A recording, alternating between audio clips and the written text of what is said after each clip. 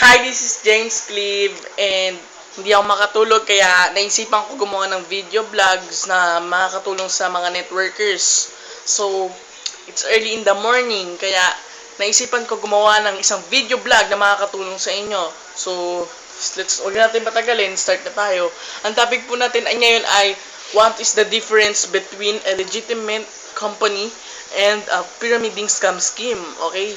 So, marami kasi naguguluhan sa pagdating sa inyo, lalo na pag tinatanong sila ng mga prospects sila ng objection na pyramiding ba to? Something like that. So, I am providing a solution or an explanation kung ano ba talaga ang pinagkaiba ng dalawang bagay na ito. Kasi, marami nagsasabi na pyramiding or scam, pero hindi naman talaga alam nila kung ano ba pagkakaiba ng dalawa. At alam natin lahat yan. So, in this series, i-explain ko sa inyo, detalyado to. So, mag-start muna tayo. Bakit nga ba karaniwan sinasabi pyramiding? When we say pyramid, wala naman talagang masama. Kumbaga, structure ng isang kumpanya ay isang pyramiding. Magsisimula si CEO, Vice President, Manager, Supervisor, Employee, Clerk, Maintenance, and Security Staff. O di ba? Anong masama sa pyramiding? Nagiging masama ang pyramiding pag nababahiran ng marketing. Oo. Ayan, kaya ganon. Okay, so naiintindihan nyo na kung bakit. So ngayon naman, tinatanong nyo, ano ba yung pagkakaiba ng dalawa? Ano ba pagkakaiba ng pyramiding tsaka sa legitimate?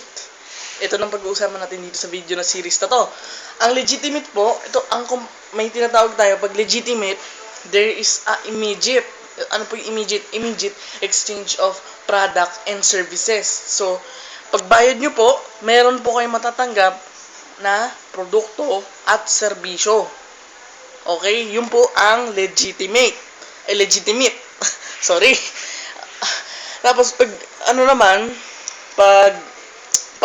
pyramiding scam or pyramiding scheme, ito naman yung mga kumpanya na usually walang produkto at dalawang papel lang ang pangako. Papel na pangako na pag nag-recruit ka ay ikaw ay may komisyon at patunay at isang papel ulit na ikaw ay miyembro. So, yun lang. Pero take note, hindi lahat ng may produkto ay legitimate. Halimbawa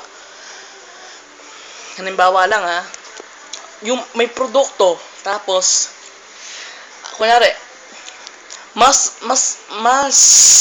mataas yung investment kaysa sa ibig sabihin kung yung produkto sabi ba 2,000 tapos yung investment 4,000 ang tawag sa'yo victim kasi karaniwan dapat yung produkto eksakto lang doon sa investment at sa services. So, dapat take note lang din or do some research.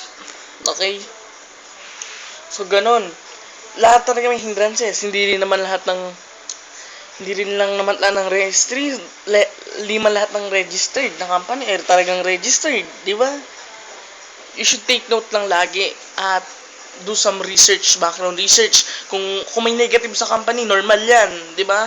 Usually, lagi ka naman makakarinig ng mga negative sa mga companies. Halimbawa, sa company ko, sa kasalukuyang pinagtatrabahuhan ko, SWA.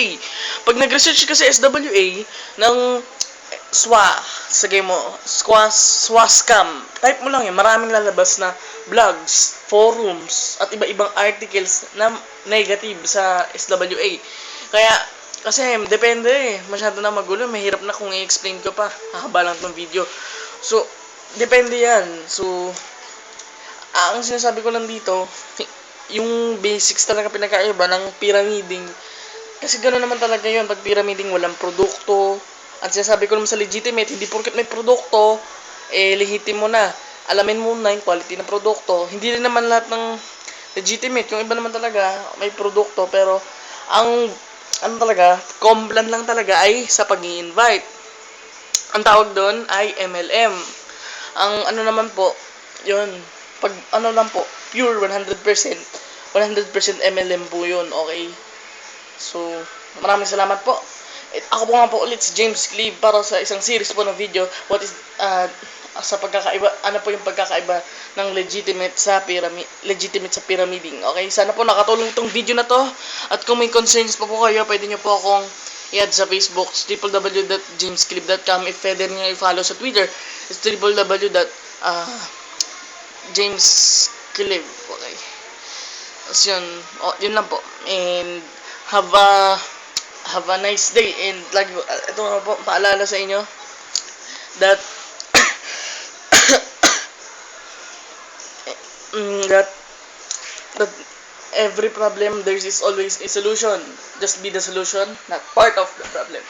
Always think magnetic positive. Okay.